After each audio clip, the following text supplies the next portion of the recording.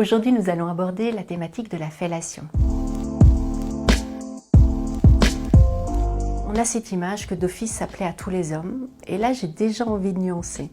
En réalité, pas forcément, parce que à ce moment-là, en fait, on est au plus près de leur anatomie, et donc il suffit qu'il y ait un petit complexe par rapport à la taille du sexe, par exemple, ou la peur de perdre l'érection, et que finalement ça vienne créer des angoisses assez importantes. Après aussi, en tant que femme, c'est important de nous poser la question, tiens, est-ce qu'on aime ou est-ce qu'on n'aime pas? On n'est pas forcé de tout aimer en matière de sexualité. Si on se dit, tiens, ouais, j'aimerais bien, ça va, je vais me connecter à l'autre, je vais pouvoir finalement diriger son niveau d'excitation sexuelle, lui faire découvrir d'autres sensations, ça devient un jeu. C'est pas juste la cavité buccale. On peut jouer avec sa langue, avec ses lèvres et y aller en douceur. C'est pas mal de faire un petit peu languir, de descendre tout doucement et puis de s'installer confortablement. Et donc on peut le faire effectivement si notre partenaire est couché en se positionnant au-dessus, mais on peut aussi imaginer qu'il soit sur le bord du lit et nous à genoux devant, il peut être debout aussi.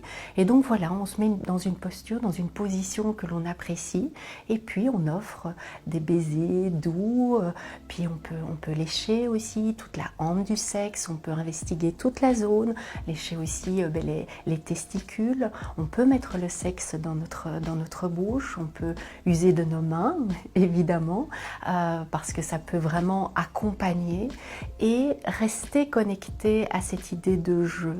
En fait, j'ai pas de technique avec un mode d'emploi, il faut faire 1, 2, 3 et toujours de la même façon.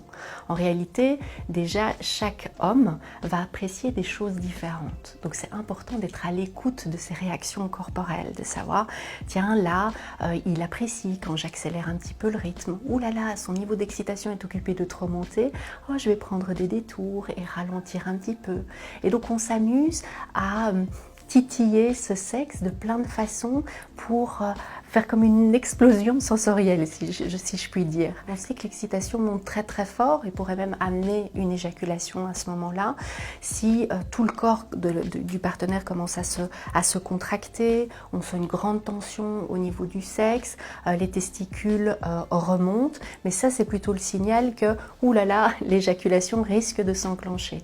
Donc si on a encore envie de jouer, ça peut être intéressant à ce moment-là de ralentir le rythme et d'aller investiguer vers autre chose. Évidemment, l'hygiène intime est assez importante dans ces moments-là, donc effectivement on est au plus près. Souvent les femmes apprécient quand même quand la petite toilette s'est faite juste avant. Il ne faut pas oublier non plus d'utiliser un préservatif, donc lors de la fellation, la transmission d'infections sexuellement transmissibles est totalement possible. Donc, mon conseil le plus important, c'est de ne pas rentrer dans quelque chose de très technique avec des mouvements de va-et-vient. C'est beaucoup plus riche que ça, en fait, la fellation. Et si on s'amuse, si on est à l'écoute des réactions de l'autre, là, généralement, ça peut être un jeu très amusant à faire à deux.